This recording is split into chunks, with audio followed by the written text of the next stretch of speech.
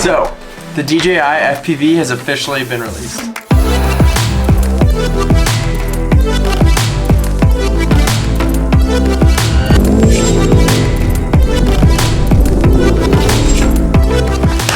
Yo guys, welcome to this video and welcome to my channel. So today, March 2nd, 2021, DJI officially launched their FPV drone. Personally, I've been waiting for this thing for such a long time and I'm so freaking stoked that it's finally out there. It's something that's been long predicted in the drone slash FPV world and I've just had so many people hit me up about it. Drone DJ even wrote this article about me back in November about how one of my shots that I posted potentially could be the new DJI FPV.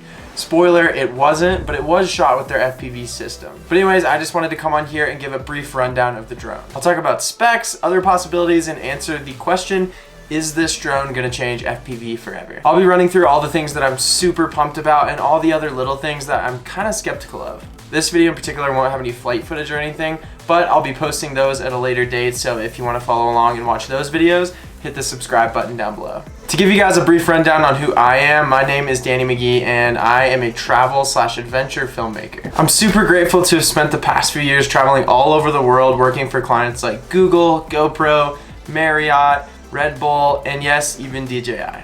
I've been flying drones for about 5 years and I finally got into FPV about 2.5 years ago, and it has absolutely changed the game for me. It's like a legit addiction. Sometimes it's a problem. I rarely go anywhere without my FPV stuff, and most of the jobs that I get nowadays are either specifically FPV jobs or FPV related. To start off, if you're not familiar, what's the big deal with DJI releasing an FPV drone? Well, I'd say debatably the hardest thing to getting into FPV is actually building and tuning your quad so it actually flies. In the past, there just hasn't been an all-in-one unit that you can just buy and get up in the air right away. Most FPV pilots now, they buy a bunch of parts, they put them together and build their own drone, they solder everything together, then they plug it into their computer to this software called Betaflight, tune the drone, and then you may or may not have a drone that actually flies. The barrier to entry was huge for people who'd never done it before. For example, the first drone that I built, it took me 3 months to finally get it in the air. I finally had it, I was on my first flight, and then I forgot that batteries only last like 4 or 5 minutes for FPV drones, and it was 300 feet in the air, and all of a sudden it just started dropping, and I legit couldn't do anything on my end, and it just crashed into smithereens. It's like I put all this time into it and then just boom, it's all gone. So that's why an all-in-one system is so huge. You can just literally go to the store, buy this unit, and get it in the air right away. So to start off, let's go over price. The price right now is $1,300. This keeps it super competitive with similar setups. Just the old DJI goggles and controller cost almost $1,000. If you were to go to analog, you could save a little bit of money, but the DJI FPV system is way better. The latency, clarity, and range are just so superior that it really is a no-brainer to go DJI. So pricing wise, I really think it's right on the money. Get it? Now, before you even get your DJI FPV drone in the air, they actually have a simulator, so you can go on there, plug your controller to your computer, and actually fly in these like virtual maps and get the hang of FPV before you even fly the actual drone itself. During years past for FPV, we've had the same thing, so I'm curious to see how DJI stacks out. Another thing that makes this drone super beginner friendly is being able to toggle to GPS mode. There's 3 modes. The first one is GPS, which basically allows you to fly it like a traditional DJI drone. Then there's an intermediate level, which is a mix between FPV mode and normal drone mode. And then you have full FPV mode, which allows you to dive buildings, do all these flips, and all these different tricks. The amazing part about this is it slowly acclimates you to the FPV system. And also, if you're flying FPV and all of a sudden you're like, shit, about to hit something, you can flip to GPS, the drone will steady itself, and it'll stay right in place. Before, if this happened to you when you were learning FPV, there's no other option than just crashing. They estimate most drone users will be able to get a hang of the intermediate level in 20 to 30 minutes. Next up is speed, and this drone on paper goes 90 miles an hour. I'm super stoked to test that out in the real world, and there's definitely going to be a video on that in the future,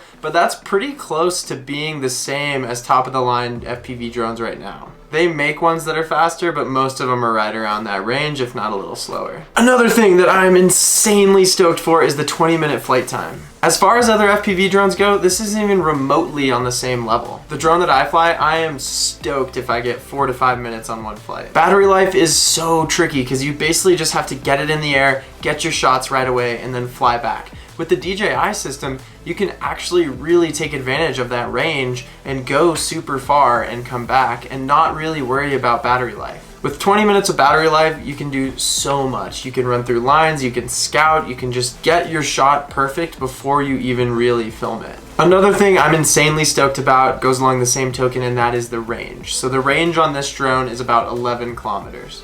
What's 11 kilometers in miles? 6.84 miles.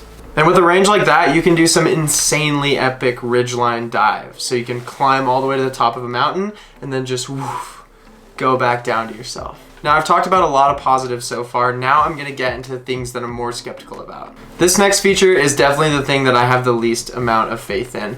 DJI has surprised me before, so it might be amazing, but it's hard to believe that it'll be better than current FPV setups, and that is the camera. On paper, it's solid. It shoots 4K 60 and 1080 120. And it's all filmed on the drone, so you're not strapping an additional camera on top. You're literally just flying the drone, and it's recording in camera in the main drone camera. Traditionally, you film it all on a GoPro, so you strap your GoPro to the top of the FPV drone, and then you hit record. You have like a 5-minute video file. You take it to your computer, and you use a stabilization software called RealSteady, which gives it this silky smooth stabilization, and then you finally have your clip. With this drone, theoretically, all of that is cut out. Now, the DJI, like I said, has it all built in, including a gimbal. And from the videos I've seen, it's definitely decent, but RealSteady with the GoPro is like magic. The quality on GoPros is incredible, and like I was talking about, RealSteady is literally just like this weird wizardry that you can take an insanely shaky clip and make it perfectly still. It's hard to imagine that DJI can come up with something that does that good of a job. And as a professional pilot, I'm not sure if I can downgrade the quality and stabilization that much. Like I said, DJI has surprised me in the past, so it might be incredible. I guess now it's all about just getting the drone, getting it in the air, and actually seeing how this thing flies. So if you want to be the first to see all of that content, make sure you hit the subscribe button down below. Before I close this video out, I really want to hear what you guys think about the drone, so let me know your thoughts down in the comments down below, and let's start a little discussion about it. That's it for this video. Thank you guys for watching, and I will see you on the next one. Peace.